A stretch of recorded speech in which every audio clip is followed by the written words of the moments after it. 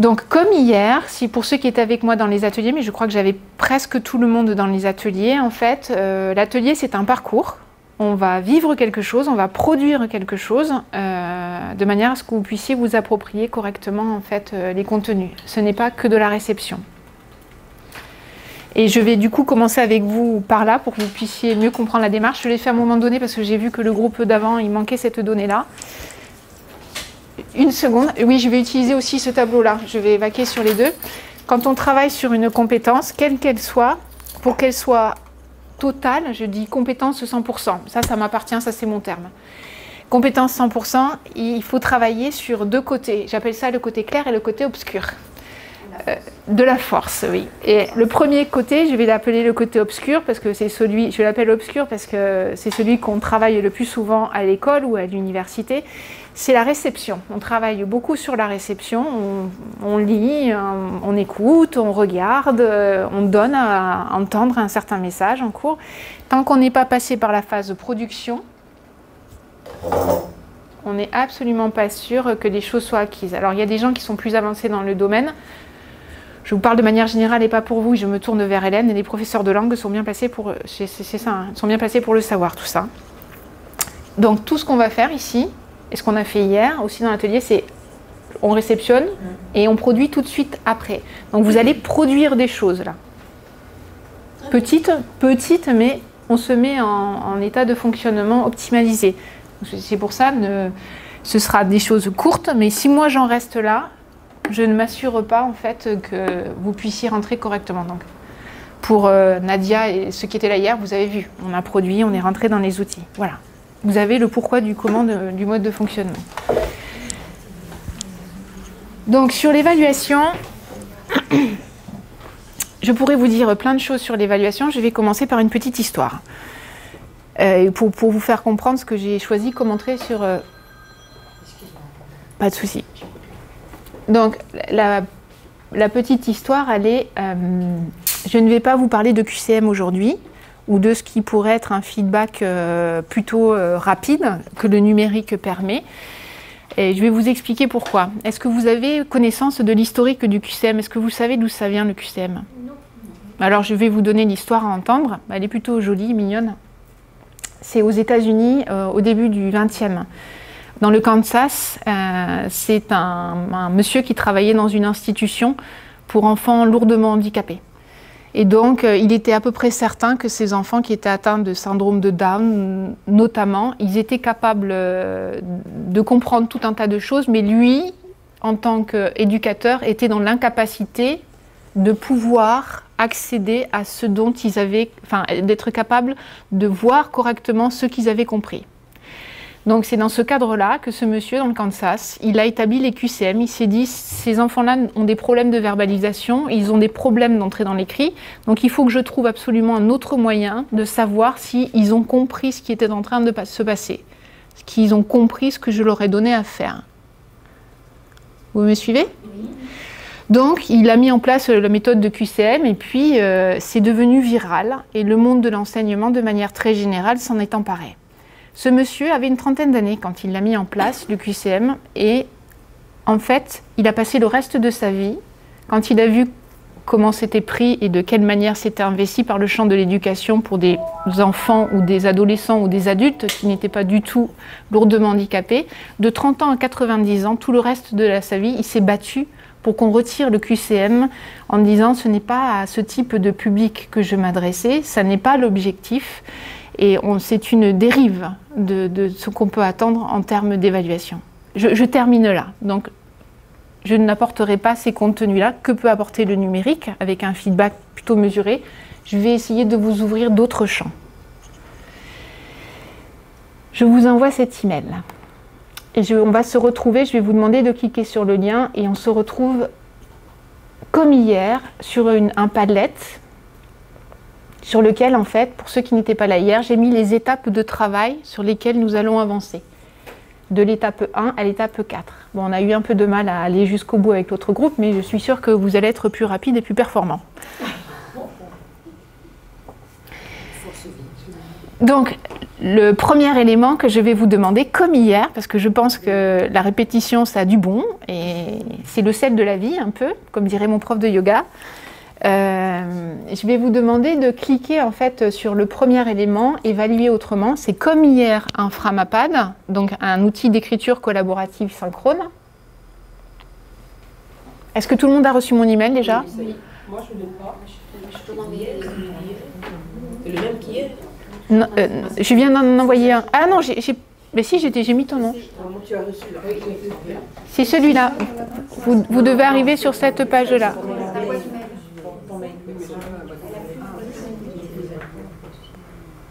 Oui, oui, elle m'a donné. Tout fonctionne en fait. Est-ce que tu veux que je renvoie sur une autre boîte? Non, si tu me l'as envoyé, je vais regarder. Oui. Tu viens de me l'envoyer? Oui, je viens de l'envoyer. D'accord, ok. Ouais, ouais. C'est bon? Mais non, il est toujours en train de faire des mises à jour, je ne sais pas ce qu'il a. Depuis que j'ai installé Google Chrome, c'est la merde. C'était hier, tu as installé hier. Et c'est une catastrophe. Non, mais ça va aller, elle a bientôt fini là. D'accord, c'est pas grave. Voilà. Donc, pour ceux qui... je vais vous demander d'ouvrir le premier et de me rejoindre sur ce document-là, qui est un document d'écriture collaborative synchrone. Quand vous êtes là, je vais vous demander de marquer votre nom, en fait. Moi, j'ai la couleur bleue. Non, non, non, non, non, non. Non, non, non. On ne rentre pas sur le document. On met son nom, en fait, ici. Vous avez une couleur et vous mettez comme ça. Moi, je saurai qui écrit de quelle couleur. Voilà. Super. Marque mon nom, Sandrine. Marque ton nom et le mien. Non, elle ne peut pas noter une autre couleur parce qu'elle est la seule entrante. Non, non, je vais mettre sans Nadia. Oui, vous allez remplir toutes les deux. D'accord? Vous allez le faire ensemble.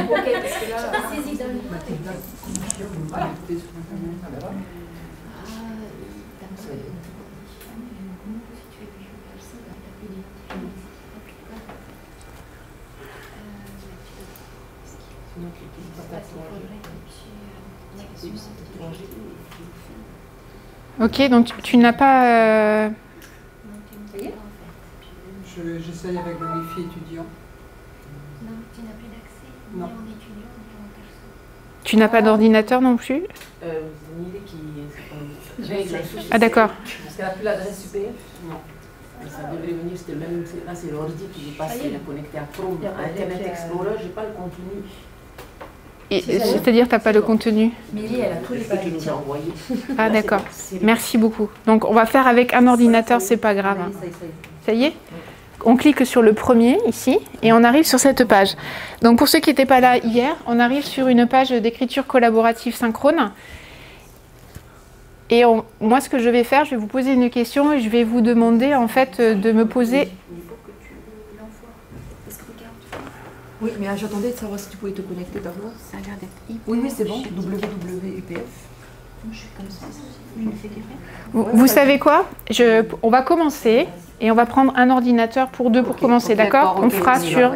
Allez, on y va. Sinon, il y a beaucoup de choses à faire. C'est bon? Ici, est-ce qu'on en a un pour deux au moins? Oui, Lina. Ouvrir, super.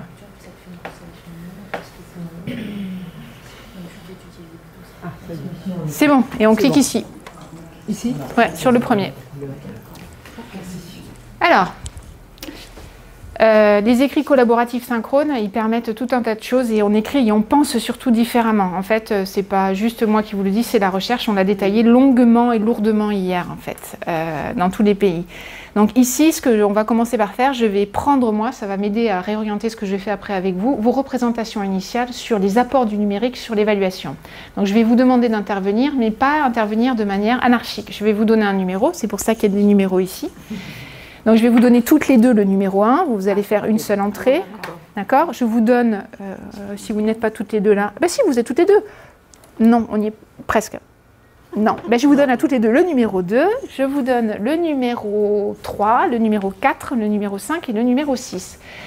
Juste avant qu'on se lance sur vos représentations initiales, des éléments en fait de contextualisation pédagogique pour éviter de tomber dans les pièges. Pourquoi je vous donne un numéro? Alors il y en a qui étaient avec moi hier, mais pour ceux qui n'étaient pas avec moi hier. Pour, vas-y. Non, c'est avec toi hier. Ouais, vous étiez avec moi. Okay. Allez, on va voir si vous vous souvenez pourquoi est-ce que j'ai un numéro et pourquoi je ne vous laisse pas partir comme ça. J'aurais pu juste noter la question, mais ma foi, pas de numéro et on y va. Parce que tu peux constater où on en est chacun d'entre nous et venir nous aider. Je peux déjà constater avec la couleur, c'est-à-dire que moi je regarde. Avec la couleur, ça me suffit pour savoir qui écrit. Chacun a sa part de parole, son intervention. Entre nous, on voit les échanges. La couleur suffit. Sur l'affichage collectif. C'est organiser l'écrit. Et c'est vraiment un détail qui n'en est pas un. Si vous ne donnez pas un emplacement pour la prise de représentation initiale, tout le monde va se positionner. Hop, c'est la galère. Alors que c'est si simple de poser un numéro. Donc, je vous ai posé une question. Quels sont les apports possibles du numérique sur les méthodologies par rapport aux méthodologies d'évaluation usuelles? Donc là, j'ai besoin que vous me notiez vos représentations initiales. À votre avis, qu'est-ce que le numérique peut apporter par rapport aux méthodologies d'évaluation usuelle? On a un peu commencé à cheminer là-dessus hier. Ouais. Donc, notez très rapidement ce qui vous vient en fait à l'esprit. Alors, on va s'arrêter là et on reviendra. Donc, je fais un petit stop pour ceux qui n'étaient pas avec moi hier pour parler des usages collaboratifs et notamment des usages collaboratifs synchrones.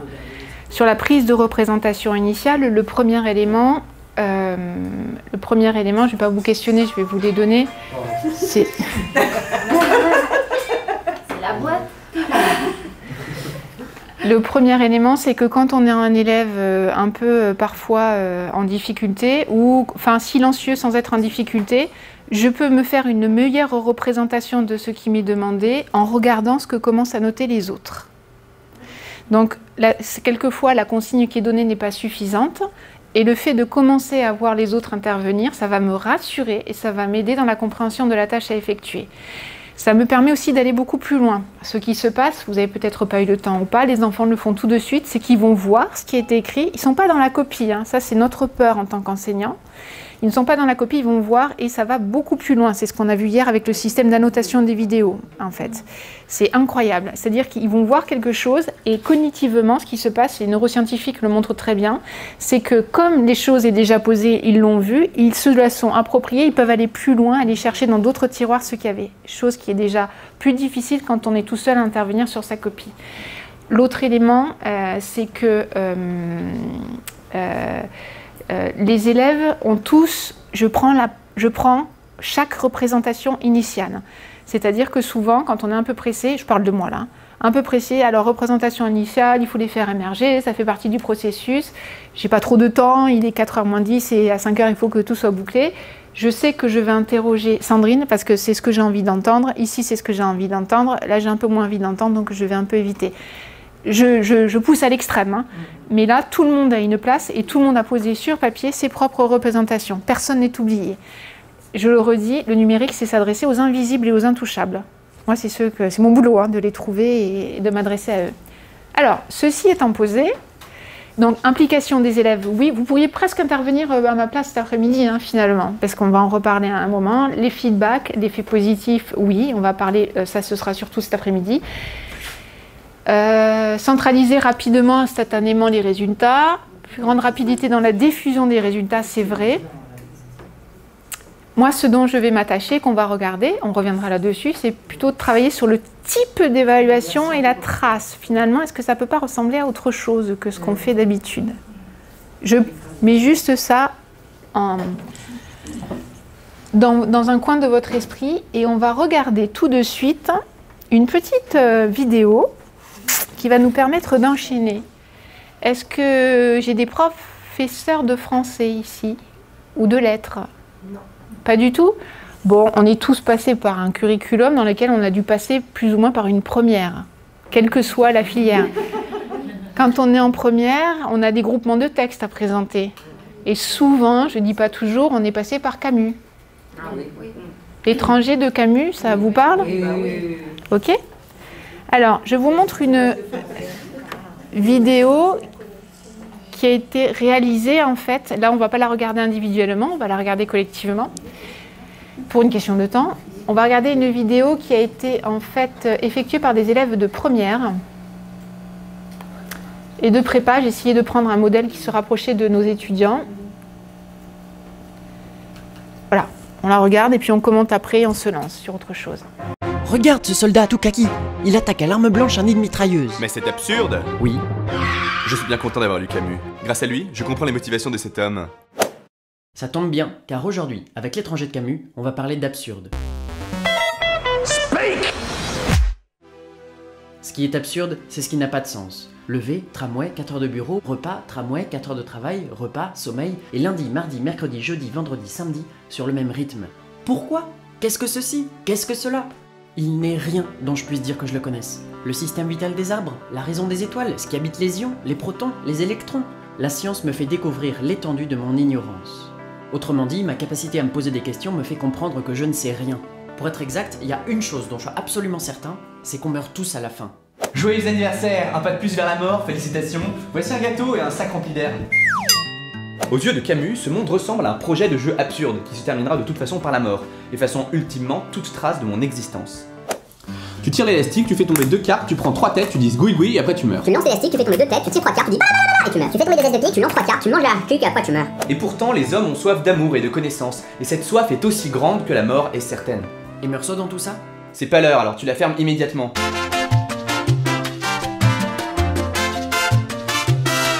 Bref, il y a un divorce irrésistible entre les aspirations des hommes et la réalité dans laquelle ils sont jetés. Pensez aux soldats du début, il y a une contradiction terrible entre ces forces réelles et le but qu'ils se proposent. C'est justement de ce divorce entre l'esprit qui désire et le monde qui déçoit que naît le sentiment de l'absurdité du monde. Camus n'est bien sûr pas le premier à expérimenter ça, il suffit de se rappeler des moralistes pessimistes du XVIIe siècle. Et Meursault dans tout ça? Si tu répètes ça, je te casse les genoux. Alors que faire? Est-ce que je dois continuer à vivre comme si de rien n'était? Ou bien est-ce que, pour échapper à un monde aussi étranger, eh bien je dois me suicider? Ses amis adoraient discuter philosophie avec lui.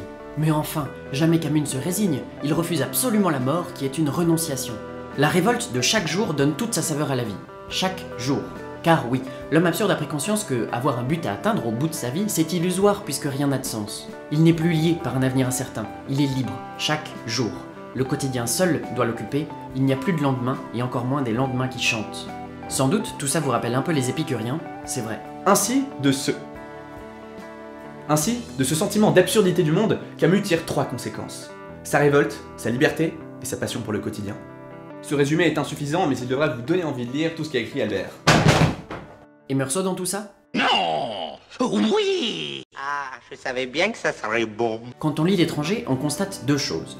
D'abord, que Meursault est confronté à un monde absurde où il est condamné à mort parce qu'il n'a pas pleuré à l'enterrement de sa mère. La révolte est bien présente à la fin, face à l'aumônier qui veut le forcer à rentrer dans le rang, à regretter son crime. Sa liberté est totale car il ne s'engage pas envers Marie, envers son patron, il ne vit pas pour réaliser quoi que ce soit. Le souci du quotidien est tout ce qui lui importe, ce qu'il ressent ici et puis là, le soleil si fort sur la plage. Cet effet est renforcé par le fait que la narration est majoritairement au passé composé, qui est un temps figé, sans grande précision temporelle, ni impact sur le présent. Et pourtant, la deuxième chose qu'on a constatée, c'est que Meursault n'est pas tant que ça un héros absurde. D'abord, il ne se pose pas les questions que Camus développe dans sa philosophie. Ses plaisirs ne sont pas gâchés par le rappel permanent de l'inévitabilité de la mort. Et d'ailleurs, avant d'être condamné à mort, il ne donne pas de signe de révolte. L'étranger, finalement, c'est peut-être simplement l'histoire d'un homme en décalage avec la société dans laquelle il est né. Après, bien sûr, ça reste une interprétation de lecture. C'est d'ailleurs à ça que les livres servent, entre autres, à donner à penser. Si votre interprétation est solide, elle vaut autant que celle d'un autre. Alors si quelqu'un vous dit que vous n'avez rien compris à l'étranger, que vous êtes complètement à côté de la plaque... Oui, enfin, s'il raconte n'importe quoi. Alors que vous avez vu nos vidéos, vous lui cassez la gueule avec un objet contondant. Contondant? Contondant, oui. Qu'entendez-vous par là? Have you prepared a speech? Abonne-toi, abonne-toi, abonne-toi, abonne-toi. Et tu gagneras peut-être de l'argent, peut-être. Le support qui est utilisé, c'est la vidéo. On va essayer de réfléchir ensemble sur les apports en fait qu'il peut y avoir sur ce type d'évaluation. C'est une évaluation. Hein. Qu'est-ce que ça vous... Ils ont interprété avec leurs propres mots ce qu'ils ont compris par rapport à leur lecture. Comme on dit, ça leur a donné un pensée. Et puis au-delà de ça, on voit bien que ils étaient un groupe et que je pense que l'interaction qu'il y a eu entre les trois pour construire ce scénario-là sur la vidéo, sur l'interprétation du livre, c'est riche. Hein. C'est riche. vous, je vais m'adresser à vous en tant qu'individu en oubliant la vidéo. On vient de terminer, vous avez envie de quoi à la fin de cette vidéo? Enfin, oui. D'aller le lire, de le Voilà, relire. voilà. Ouais, de le relire. J'ai eu des images de Tu as des ma images, préparation de ouais. mon bac de français, j'ai souffert. Hein. Si j'avais ça, c'est avec plaisir que j'entrerai dans le livre à nouveau. Ouais. Moi, c'est ce que... disent que dans la forme, faire une vidéo, c'est drôle. J'imagine qu'ils ont dû bien rigoler en essayant de faire le scénario, le plan de la vidéo. Mais en même temps, on est obligé de revenir sur l'ouvrage. Il y a des notions parce que dans le fond, c'est quand même précis. C'est extrêmement précis. Ils ont rajouté une pointe d'humour, mais ils ont repris en fait, quand vous faites un cours, quand vous faites un cours, ça c'est la totalité du cours qui a été fait sur l'étranger de Camus, le cours il est là. Les professeurs auront abordé la totalité de ces points, d'accord? C'est suite à un cours de français, hein, les professeurs de français font... Donc le cours est là. Ce qui se passe usuellement, c'est qu'il y a une évaluation qui est donnée, qui a une forme qui est celle de papier, on va demander d'écrire un essai, on va demander de répondre à des questions, tout un tas de choses, c'est là.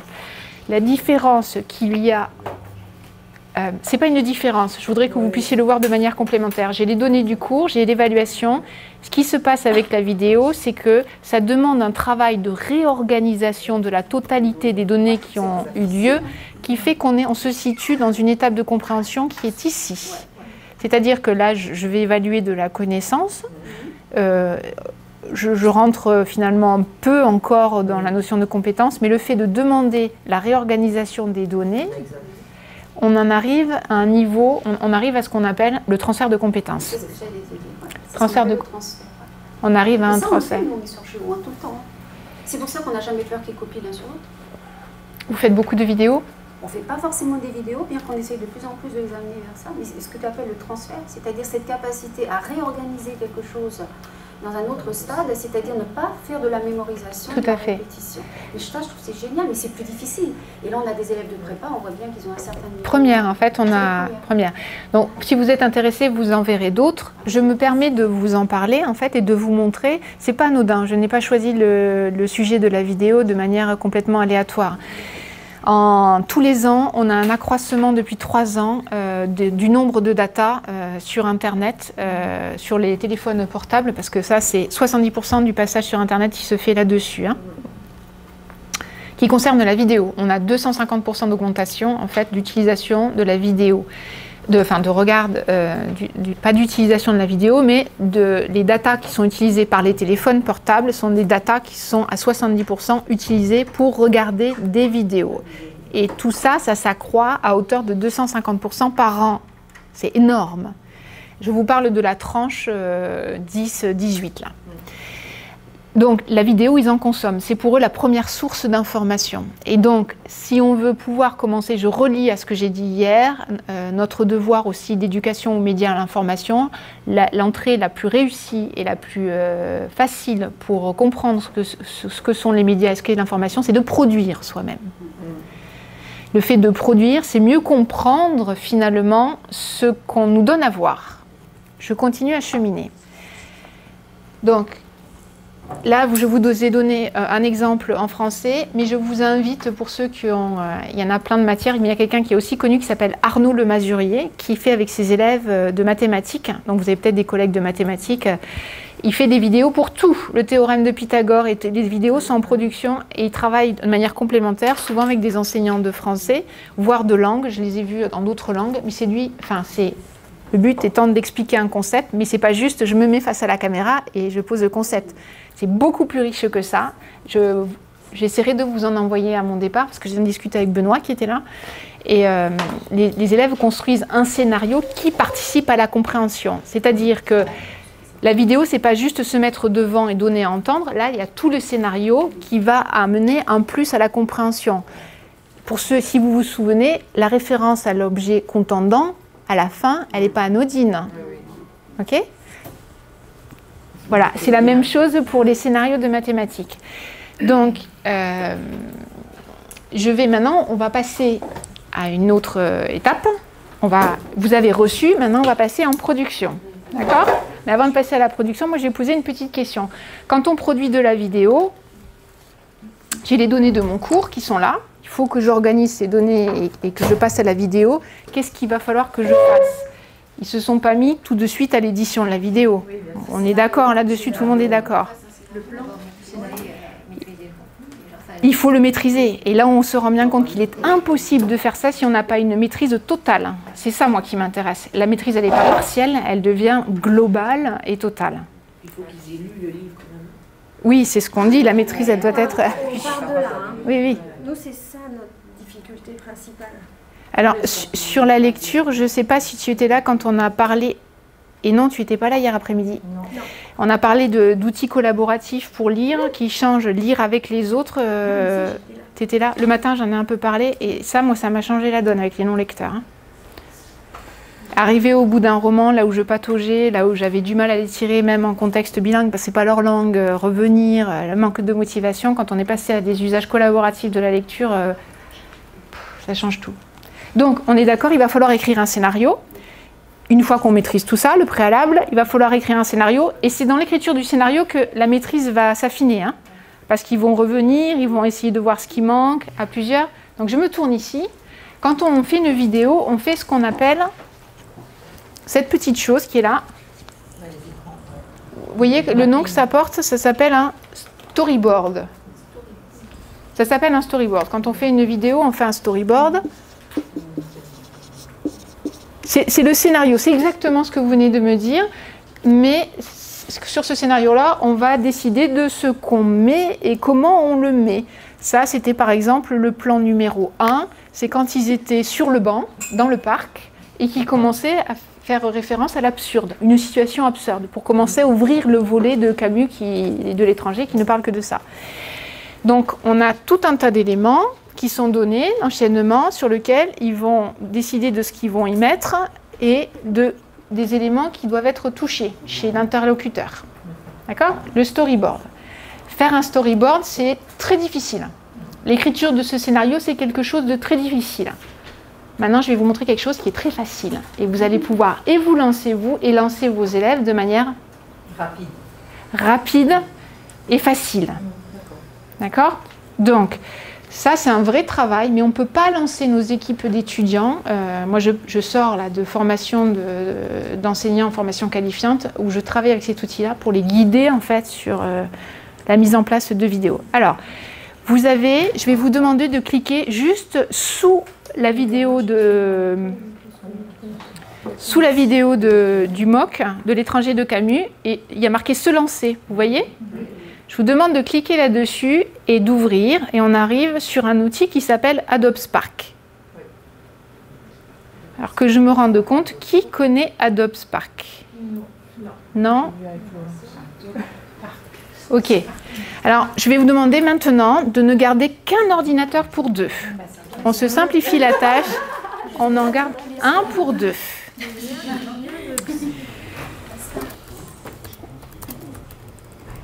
Ok, donc je vais mettre en plein écran la numérique. Eh bien, Julie. Ok, donc qu'est-ce qui m'intéresse? C'est ça. Une fois que je suis là, c'est l'accès à ces éléments-là. Ce que je vous disais, entre promouvoir une idée, expliquer ce qui s'est passé pendant le voyage scolaire d'une semaine au Japon, ou décrire une journée, ou encore enseigner quelque chose, voilà une leçon, le storyboard que je vais avoir, il va être totalement différent. Je vous montre. Je mets par exemple la notion de promouvoir une idée. Quand on promeut une idée,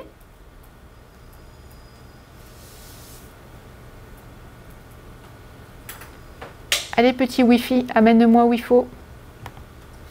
Voilà. Quand je vais, cet outil-là, ce qui m'intéresse, c'est l'accessibilité aux questions qu'il y a dessous. C'est-à-dire que j'ai un storyboard, vous voyez ce qui se passe, qui va me guider sur ce que je dois mettre sur la slide. C'est un cadre en fait. C'est un cadre, c'est un plan qui est proposé. Et le plan, il a été fait par des spécialistes en éducation. Donc en fait, c'est ce qu'on attendrait. De manière très simple, il y a un mot qui va guider le contenu. Par exemple, ici, je fais une introduction générale. Quand je vais promouvoir une idée, c'est qu'il y avait un problème au départ. Je ne viens pas promouvoir une idée parce qu'elle est tombée dans la nuit, c'est qu'à la base, il y avait un problème. Tous ces éléments-là vont amener à une meilleure compréhension du message qui est donné à entendre. C'est vraiment très simple, hein. Et il y a toujours un ou deux mots qui sont proposés, rien de plus. C'est l'élément, en fait, au-delà du déclencheur, c'est l'élément... Voilà, qu'est-ce qu'il y a sur cette diapositive? C'est la présentation du problème. C'est la présentation de ce qu'on voudrait que soit un monde sans ce problème. Maintenant, c'est les solutions que j'envisage. Et à ce moment-là, le message, il est autrement plus audible. Donc, ces clés-là, quand les enfants ont travaillé, je vous dis, même avec des enfants de CP, j'en ai des classes de CP, enfin, pas moi, mais je suis travaillée avec des enseignants, ils en produisent à hauteur de 1 fois par semaine sur des sujets précis. Ils restituent ce qu'ils ont entendu. Et je travaille, moi, après, avec des étudiants là-dessus. Donc les choses sont extrêmement cohérentes. Et après, ils sont capables tout seuls de fonctionner et de faire des vidéos d'une grande cohérence. Mais ils ont été aidés et appuyés dans la modélisation, le fonctionnement du storyboard. Vous pouvez aussi faire très librement la vidéo. Autre élément qui m'intéresse, là je vais passer du côté technique, c'est que quand on fait des vidéos, enfin des capsules, parce que là on ne va pas vous voir, maintenant il n'y a plus grand intérêt à voir les gens, c'est un message qui va être passé.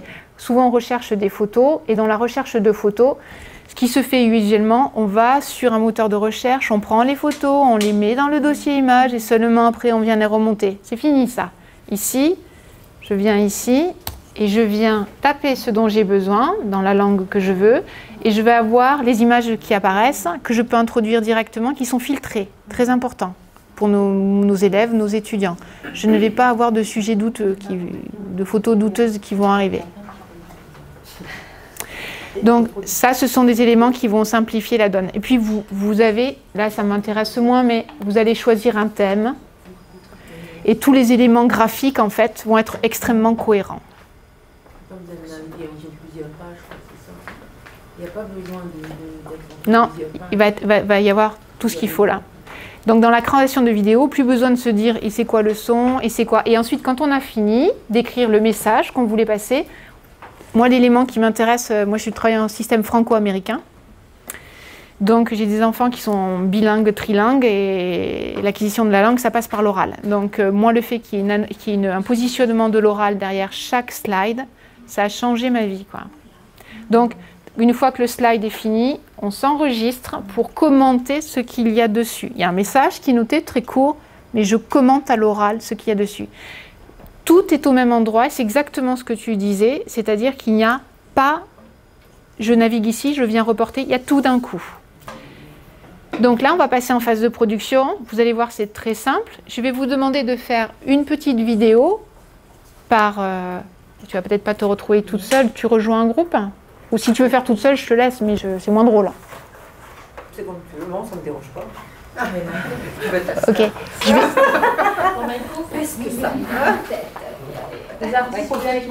Je vais vous demander de réaliser une petite vidéo de 1 minute. Le sujet de la vidéo, il est « Que change le numérique ?» Voilà, je ne vais pas changer les sorties de mon sujet. Dans l'enseignement. Donc, que change le numérique dans l'enseignement? Je voudrais que vous me positionnez 2 ou 3 éléments que vous aurez compris, entendu, retenu depuis hier. Il y en a un, évidemment, j'espère qu'il va apparaître. S'il n'apparaît pas, c'est que je n'ai pas fait mon job. La question, c'est du point de vue des enseignants ou des élèves? C'est vous, c'est vous, c'est vous. Vous, que change le numérique? Là, je m'adresse à vous par rapport à tout ce que vous avez vécu depuis 2 jours. Donc, la vidéo, elle est extrêmement courte. Je vous demande de faire, je ne sais pas, maximum 3-4 slides. Hein. Ne vous embêtez pas, quelque chose de court. Hein. Vous me mettez 2-3 éléments sur lesquels le numérique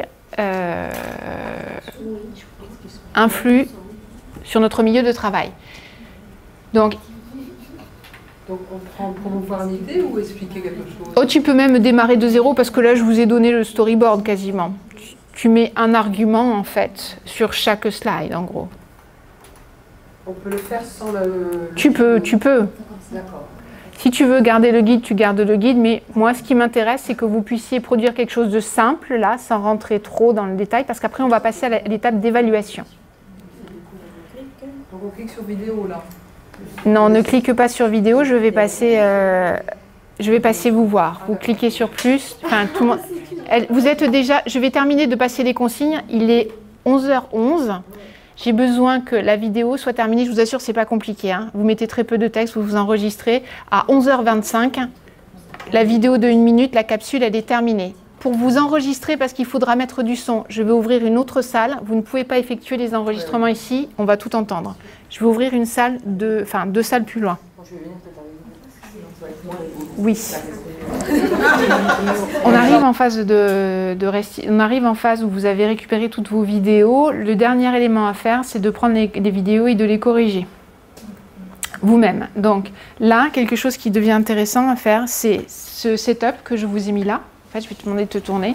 Je vous ai mis, en fait, nous, on avait 3 vidéos qui ont été faites. Autant de vidéos faites, autant de setup comme ça. Vous allez inviter les autres étudiants à écouter les vidéos de leur père.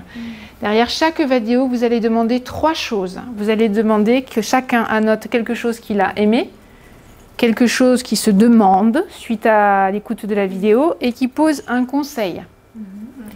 Donc, les élèves vont faire ça, vos étudiants vont faire ça 10 fois. Enfin, je les fais toujours travailler en groupe. 10 fois sur une classe de 20. Tout dépend des fonctionnalités, enfin du nombre d'étudiants que vous avez. Question que je vous pose. C'est pas gagné. Ah mais si, c'est gagné. Ça fait 20 passages. Ça, c'est des temps très courts en fait, hein. En gros, moi je passe en étape de correction. J'en ai les vidéos, je demande qu'elles soient très courtes. 1 minute 50, maximum 2 minutes. Ça me prend très peu de temps. Et quand j'ai un gros groupe, je ne leur demande pas de regarder la totalité. Je me limite à 8-10 passages. Quel est l'intérêt pour les élèves, en fait, ou les étudiants, d'aller annoter les vidéos des autres? Bah, ça leur ouvre des pistes sur des choses auxquelles eux n'avaient pas pensé, forcément. Enfin, voilà. j'imagine. C'est-à-dire qu'on en arrive à ce qui se passe avec l'écrit collaboratif synchrone. Je vous récupère, ici, venez. Après, on va corriger. On en est à l'évaluation. Venez ici, pour que vous puissiez voir le setup. Non, on va l'écouter ce que vous avez fait, mais... Donc, je reprends rapidement, si tu peux te pousser, ou pour que tout le monde ait un peu de place. Donc, vous allez vous retrouver avec toutes ces vidéos. Je reprends 2 secondes en arrière. Ces vidéos-là, il va falloir les traiter, les analyser. La dernière chose à faire, c'est que vous puissiez... que vous les analysiez, vous, tout seul. On perd des étapes de travail très intéressantes.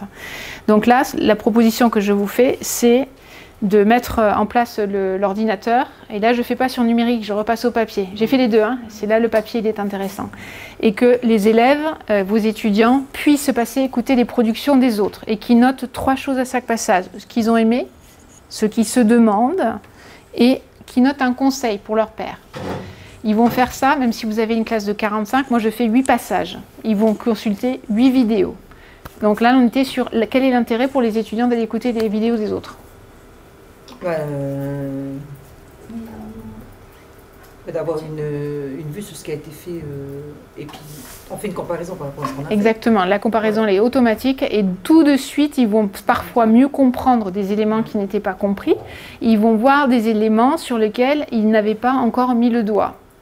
Ce qui veut dire que je suis en étape de pré-évaluation et le fait, donc ça c'est ce qu'ils vont voir, et le fait de poser ces 3 éléments-là va les obliger en fait à se focaliser sur des champs d'attention différents. Il y a nécessairement des éléments qui sont bons, il y a des éléments qui posent question, et tout ça, ça m'amène à un conseil au final. Et là aussi, ça peut partir sur les contenus, ça peut partir sur la forme. Bien sûr. Alors, c'est à ce moment-là qu'on arrive pour que ça ne reste pas sur la forme. Alors, juste, le petit encart, c'est pas moi qui ai inventé ça, c'est l'Académie des sciences aux États-Unis qui fonctionne comme ça pour l'analyse de vidéos. Et maintenant, ça a été élargi à tout. J'aime, je me demande, et ensuite, je suis capable de poser un conseil. Ça, c'est de manière très large. Si je laisse mes étudiants partir de manière très large sur l'écoute, les conseils et ce qu'ils vont noter qu'ils aiment va rester sur la forme. Ce n'est pas ce que je veux qu'on s'intéresse au fond. Je vais vous donner un exemple. J'ai terminé les vidéos, je travaille sur l'argumentation, la mise en place du procédé argumentatif au cycle 3, mais avec des étudiants enseignants. Je leur ai demandé d'effectuer des vidéos expliquant qu'est-ce qu'on devait faire et comment on devait s'y prendre. Donc moi j'ai validé la vidéo avec une grille de critères. Eux-mêmes sont partis avec la grille de critères. Il devait y avoir dans la vidéo, sur chaque slide, il devait y avoir en fait une opinion d'émise qui devait être habillée, accompagnée de 2 arguments. La totalité des arguments devait être insérée dans ce qu'on appelle le procédé argumentatif, à savoir il devait y avoir un exemple, un appel à l'autorité, une analogie, vous voyez ? Et c'est avec cette grille-là, qui moi aussi me sert de validation, qu'ils ont lu les vidéos des autres. Je reviens à ça. Quand on évalue nos étudiants, on les met en position de produire quelque chose et on ne les met pas en position là, de réception. Je reviens toujours. Hein. On a le travers en enseignement de basculer soit d'un côté, soit de l'autre et de jamais penser les deux côtés. Quand on fait ça, quand on les met du côté évaluateur, ils sont plus à même, eux, de définir ce qui leur manque par rapport à une évaluation qui soit faite de but en bout. Donc une fois que tous ces passages sont faits, je vais vous laisser regarder les vidéos. Quand ils sont passés partout, ils reviennent très rapidement à ce qu'ils ont à leur vidéo. Ils s'emparent de ces papiers-là. Et le premier truc qu'ils vous demandent, tous un niveau CP master. Hein. Je recommence là. Je modifie la vidéo tout de suite. Ils sont en capacité de le faire. On arrive à ce que je vous expliquais hier. Moi, toute ma vie de français, j'ai été limitée. J'ai eu des profs formidables, mais j'ai été limitée à en gros 13-14. Je ne décollais pas du 13-14, malgré les grilles de critères, malgré tout ça. On sait maintenant que pour aider les élèves, et c'est ce que nous aide à faire les outils numériques, je vais être confrontée, je vais voir la vidéo de Anita ou la production d'écrit d'Anita qui a toujours 17. Je vais le voir. Donc ça va m'aider à mieux comprendre et à mieux modéliser ce que moi je dois faire. Ça change tout. Donc ils viennent, ils éditent et seulement à ce moment-là, moi je prends la totalité des vidéos et je passe en correction. Donc il y a une pré-étape par les pairs, ciblée par ces trois éléments-là. Là, c'est des éléments de recherche, hein, si vous le mettez en place, qui les aident à se focaliser pour avoir un conseil qui soit constructif. Et si vous le mettez, par exemple, vous allez me dire, mais moi ce qui m'intéresse c'est les conseils, je me moque du reste. Ben non, il faut que tu passes par là. Il faut passer par là. Vous pensez que des élèves vont être en capacité de prendre une feuille de conseil sans qu'il y ait ça ? Je reviens à l'évaluation positive et à la bienveillance. Hein. On peut entendre ça si ça existe. Hein. Oui, c'est ça. Vous voyez le procédé ? Oui. Donc, les vidéos que moi j'ai à la fin à corriger, c'est d'un niveau bien supérieur à ce que j'ai eu, ce que j'aurais en premier G. Et ça ne m'a pas coûté grand-chose, si ce n'est 30 minutes de mon cours sur lesquels ils sont passés. Et ils se sont mutuellement vus. Mais tu arrives à faire tout ça en 30 minutes ? Oui. Ils n'ont pas fait la vidéo en 30 minutes. La vidéo a été faite avant. Là, c'est sur la phase de correction. Et je tiens, j'ai essayé plein de choses. Je les ai mis sur le web, je leur demandais de corriger. L'étape papier, moi je suis madame numérique, mais ça, sur le papier, ouais. De passer par ça, c'est plus efficace. Et puis ils sont dans la pièce, ils vont aller se voir, ils vont se parler. Il y a des choses qui vont se passer pour la correction. D'accord. Vous avez des questions là-dessus ? Non, c'est bon ? C'est une étape qui monte. C'est souvent l'étape qui monte. Et vous les avez mis en position d'évaluateur. Donc de prendre cette marge de recul qu'on ne leur donne jamais. Donc évaluer, c'est aussi mettre l'autre en position d'évaluateur pour mieux comprendre ce qu'on demande. Exact. Ouais. Ouais. Tu changes de posture, de rôle. Ouais, de rôle. Ouais. Aïe, aïe. Donc, hop, je vous enverrai. Ah mais oui, on n'entend pas parce qu'il y a ça.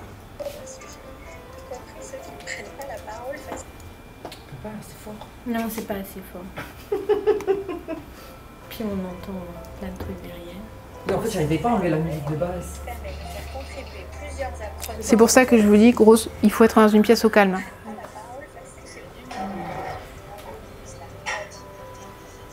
Donc ce que j'appelle vidéo, Hélène, c'est le fait d'avoir en fait cet élément-là. C'est pas nécessairement nous, c'est que ça va tout coller et ça met tout en place. Donc c'est propre, il n'y a pas de travail de montage à faire, il n'y a rien. Oui. C'est très facile. Il y a juste à compléter. Il y a juste à compléter. Oui, et trouver un lien. Voilà. Vous avez choisi les images en fonction.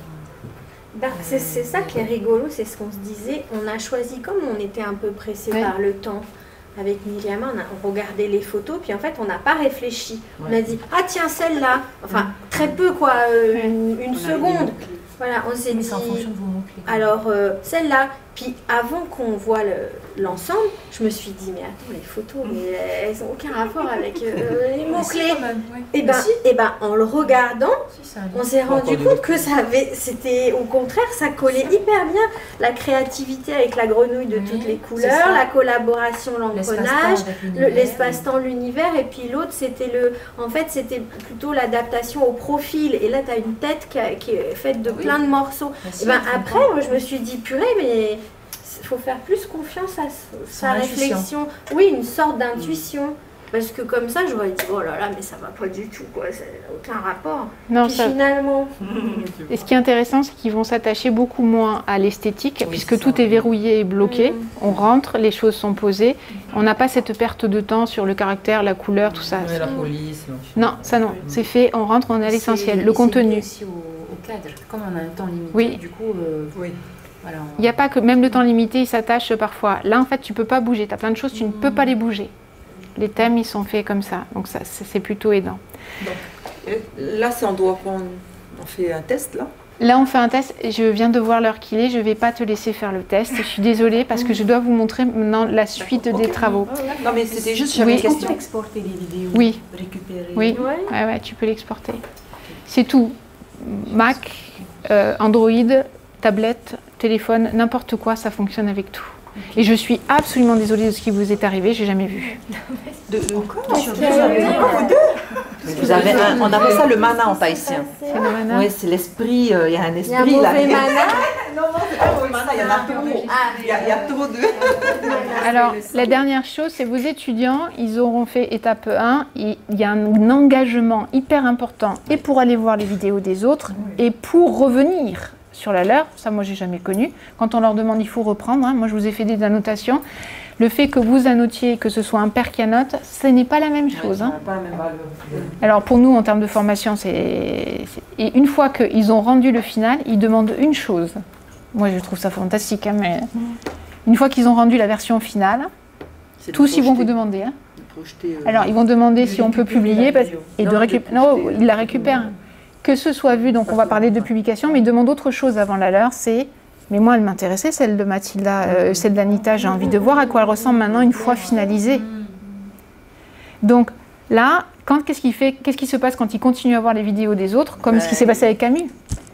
On continue à engranger et l'information et à la poser et à créer des liens en fait, qui vont s'insérer sur le long terme, c'est génial. Enfin moi je veux plus changer. Je ne veux plus passer à autre chose. Donc, je vous invite maintenant, l'étape d'après, on va faire des vidéos et une autre modalité soit dans le prolongement de la vidéo, soit dans d'autres modalités d'évaluation, c'est la publication. C'est-à-dire qu'aujourd'hui, vous savez ou pas, dans un certain nombre d'universités, les thèses ou même certaines maîtrises ne sont jugées valides par... donc il y a une soutenance de thèse, il y a tout un tas d'éléments, mais ne sont jugées valides que s'il y a une publication Wikipédia. Ça fait partie des critères. Aujourd'hui, Wikipédia n'est pas le monstre, enfin ça n'a jamais été le monstre qu'on en a dit il y a 15 ans. Alors, tous les profs brandissaient, attention, les informations sont erronées. C'est pas ça du tout. Je disais hier au groupe qui est avec moi, je redonne, on va voir si vous vous souvenez, une information invalide sur Wikipédia, la durée de vie, elle est de 20 minutes. Au bout de 20 minutes, ça saute. C'est-à-dire que c'est beaucoup plus fiable que l'encyclopédie. Et les mises à jour sont beaucoup plus importantes. Donc, aujourd'hui, il y a plus qu'un courant. Le ministère encourage, et je vais vous montrer les documents du ministère, encourage grandement les équipes enseignantes à publier. Les universités, certaines s'en sont emparées en disant il faut que les publications apparaissent sur Wikipédia. Je vous ai donné l'exemple de certains laboratoires ou certains doctorants dont on ne peut publier sa thèse finalement à un moment donné que quand les résultats sont publiés. Et puis, à moindre mesure, enfin, c'est pas moindre, j'ai envie de dire que c'est autant. Il y a la publication qu'on peut opérer en classe primaire, en classe de collège et en lycée. Donc ici, je vous ai mis, ici, quand vous reviendrez dessus, les exemples d'un enseignant de français, mais il y en a plein d'autres, qui s'appelle Yanouri, il est au collège et il n'a plus une seule copie, lui. Il fait publier ses élèves sur Wikidia, entre autres, et d'autres éléments, c'est-à-dire que tout ce qui est appris est reversé dans le pot commun. C'est ça la publication aujourd'hui. Wikidia, pour ceux qui ne connaissent pas, c'est l'équivalent de Wikipédia pour les 8-13 ans. Et je vois qu'on a des gens du primaire, donc je continue moi, avec mes classes et mon environnement de primaire aux États-Unis, je les fais tous publier sur Wikimini. Donc, quand on a commencé au goût de la publication, aujourd'hui c'est ça le savoir, c'est un savoir collaboratif, c'est ce que je vous dis depuis hier, on apprend ensemble, les choses elles sont plus isolées, on participe tous à quelque chose de collectif. J'aurais aimé, j'ai eu un peu le temps avec le groupe à vous expliquer ce que c'est que la citoyenneté aujourd'hui, parce que c'est complètement lié à tout ça. Donc aujourd'hui, les compétences de l'UNESCO, c'est ce que je montrais au groupe d'avant, je vous en parle rapidement. L'UNESCO, en fait, je l'ai peut-être là...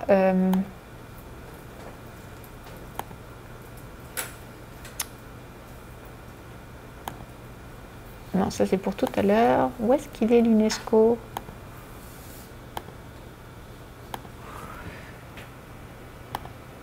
Non. Numérique et citoyenneté, c'est là. Non, c'est pas celui-là, c'est le séminaire, c'est celui-là. Aujourd'hui, l'UNESCO, en fait, et c'est important que vous le sachiez, parce que nos programmes, ils sont faits en grande partie après des publications UNESCO et après des publications de l'OCDE. Vous savez ou vous ne savez pas, c'est important de lire ce qu'ils font, parce que ça influe sur tous les systèmes éducatifs au monde. Donc l'UNESCO, il y a 2 ans, a publié en fait les compétences dont on allait avoir besoin, et ils en ont sorti 5, collaborer, coopérer. Là-dessus, il n'y a pas beaucoup de surprises. Partager, là non plus non plus, réagir collectivement. C'est intéressant ça, hein? Apprendre à réagir collectivement. Qu'est-ce que ça veut dire dans une société? Et puis, vous avez la publication. Je vous l'ai mis en jaune parce que normalement, votre cerveau, c'est la première donnée qu'il a vue. C'est le premier élément qu'on voit, le jaune, où que ce soit. Donc, le marketing s'en sert, servez-vous-en, quoi. C'est un petit clin d'œil. Donc, la publication, et ils estiment, ils ont fait des écrits très longs sur la publication, un élève qui ne sait pas publier, ou quelqu'un qui ne sait pas publier dans les 10 prochaines années sur Internet, c'est l'équivalent d'un analphabète d'il y a 20 ans, quoi.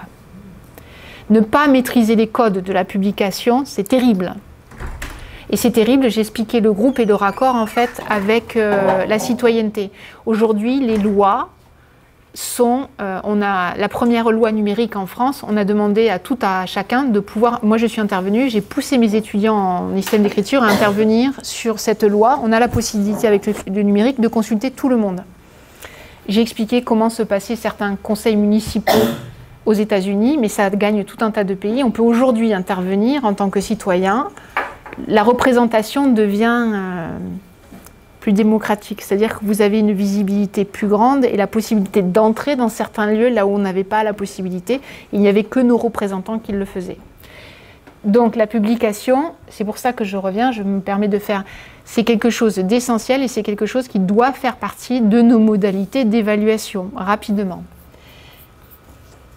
Donc je vous ai donné 2 ou 3 exemples en fait de ce que pouvait être la publication. Je reviens ici. Je vous invite à les regarder, je vous ai mis qu'est-ce que ça veut dire et pourquoi on publie sur Wikipédia. Il a laissé toutes ces traces de cours. Vous avez des étudiants qui interviennent en collège, vous savez savoir comment on fait, ben vous allez voir. Et je vous incite, celui-là je l'ai trouvé ce matin. J'ai repensé l'évaluation des étudiants et on explique en quoi le fait de publier sur Wikipédia est un objectif et va sûrement devenir un devoir de l'université.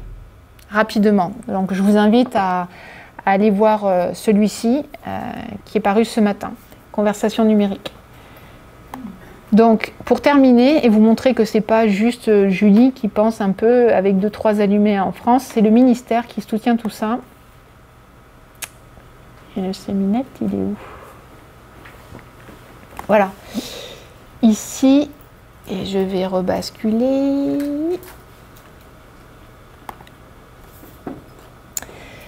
Juste un petit point méthodologique.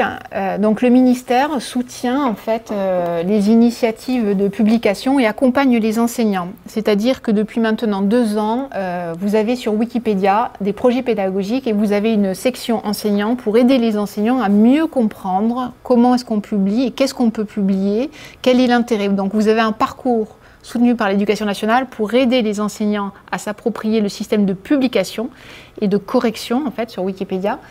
Et vous avez aussi des exercices pour les élèves, donc il y a tout le matériel qu'il faut pour mieux comprendre comment ça fonctionne et comment on peut s'en emparer. Donc ce soir au coin du feu, je n'ai que qu'un petit élément à vous proposer, c'est de lire ce document qui met en mots de manière un tout petit peu plus large ce que moi je viens de vous dire en fait sur l'évaluation et la contribution en fait. Donc je m'adresse à vous, je vous dis si je me trompe, tout le monde a plus de 25 ans dans cette salle. Je veux blesser personne, hein, mais je... Ouais, voilà. 25 ans. Donc c'est quelque chose qui peut-être vous paraît étrange parce que vous êtes comme moi, vous avez plus de 20... Non, désolé. T'as plus de 25 ans? T'as 25 ans? Alors tu vas pouvoir nous dire, tu te situes entre deux mondes. Donc ce que nous montre la recherche, c'est que les plus de 25 ans sont dans un mode de consommation de tout un tas de choses et qu'en fait les moins de 25 ans ne sont pas dans un mode de consommation et pas celui qu'on a connu nous. Quand je te mets dedans, quand vous allez sur internet, à plus de 70%, vous allez poser un commentaire. Là, nous, on va se contenter de regarder les commentaires des autres pour consommer. Ce n'est pas l'attitude que vous avez. Vous êtes beaucoup plus, c'est grâce à vous que tout se développe, Wikipédia et tout ce qui s'ensuit. Réactif. Non, vraiment. Donc, c'est des comportements que nous, on doit apprendre à, j'ai envie de dire, corriger, parce que cette attitude, la bonne, c'est pas la mienne, c'est la sienne. C'est-à-dire de tout de suite dans la publication. Dans le publier, apporter un élément. Que ce soit, je vais donner un exemple très basique. Je sors de Wikipédia et de tous ces champs-là. Vous connaissez, alors je ne sais pas si ça existe ici en Polynésie, mais un peu partout, même en France, il y a ce système de notation des restaurants. Ah oui, c'est bien sûr. Alors il y en a plein, mais il y a Yelp, vous connaissez peut-être. En fait, quand on passe, on met des étoiles, on dit c'était super, j'ai bien mangé. Non, c'est 2 ans, 3 ans. Il n'y a pas un site exprès, mais c'est communiqué tout de suite sur Facebook. Alors, ça peut être via Facebook, mais ça peut être communiqué. Il y a des sites spécialisés complètement gratuits. Et moi, quand je me déplace, souvent, je vais regarder. Alors, il y a eu des dérives, tout ça. On va consulter, mais est-ce qu'on prend le temps de mettre? Moi, depuis que j'ai lu cette étude, ça m'a remué beaucoup et je laisse maintenant. Ouais, surtout pour dire des choses positives. Ouais, c'est rare pour dire des choses positives. Oui, voilà, parce qu'après, c'est le côté négatif qui prime des fois ça. Bien en soi, je comprends pas. De publier? Oui. Parce qu'on publie aussi une tonne d'âneries et de méchanceté. Donc, pourquoi c'est bon de publier des choses positives? Non, des choses positives, ça je suis convaincue. Mais pourquoi? C'est ce que tu disais, le mode de consommation qui consiste à publier. Non, la consommation, non. Pardon, la consommation, c'est moi qui ne... La consommation, peut-être je n'ai pas bien expliqué. À plus de 25 ans, on est dans un mode de consommation parce qu'on va lire ce qu'ont écrit les autres pour savoir ce qu'on a envie de faire, mais on ne publie rien. On ne partage pas et on ne donne pas. Donc en fait, nous, on est contents. Moi, je suis contente d'aller voir les commentaires des autres, de savoir ce que je peux faire. Au-delà, tous ces gens qui ont fait des blogs, moi, ça m'a sauvé la vie. Je ne mange pas de gluten et de trouver des recettes un peu partout faites pour... Enfin, moi, je trouve qu'il y a moitié de positif et moitié de négatif. Enfin... Comme dans tout. Mais ça peut permettre d'ouvrir les portes et ça continue à en ouvrir beaucoup à des choses qui resteraient totalement fermées. Comme dans tout, on peut avoir le bon comme le pire. Et dire... Une attitude serait meilleure qu'une autre, parce que quand on voit de rester dans la... des commentaires mal informés, uniquement négatifs, etc., est-ce que cette attitude-là, elle est bonne en soi? Non, elle n'est pas bonne. Justement, c'est à nous de nous repositionner, justement pour aller noter des choses intéressantes et pour aller noter des éléments qui sont une plus-value. Oui, mais moi je trouve qu'on est un peu dans la dictature de l'expression individuelle immédiate, et je trouve que c'est le danger...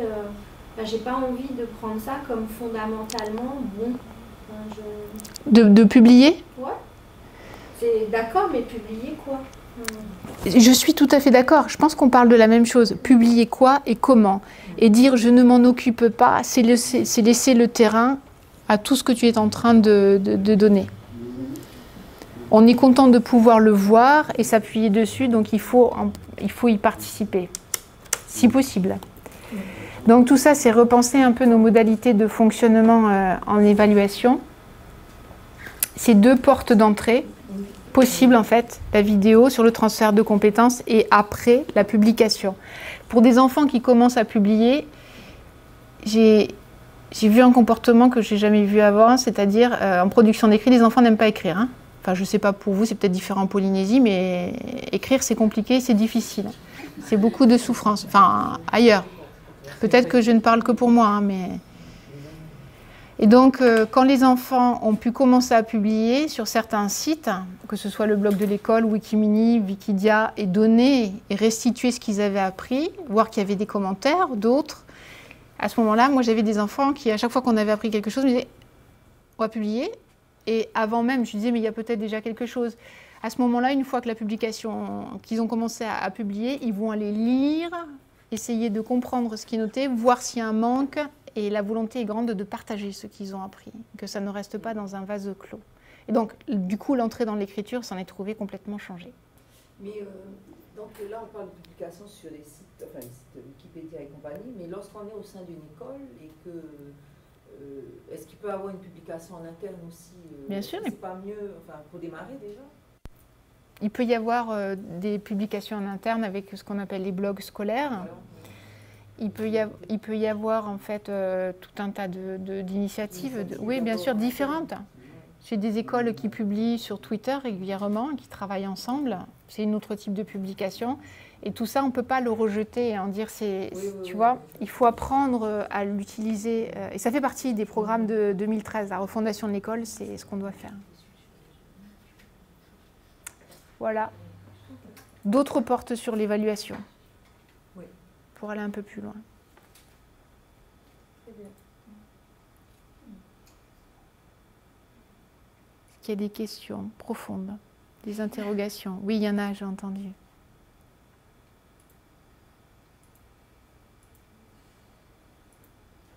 C'est difficile parce que notre métier, pendant longtemps, il s'est limité aux 4 murs et à rester quand même relativement ici, aujourd'hui. C'est ça, juste à une résistance des dinosaures. Je pense que la question de la publication...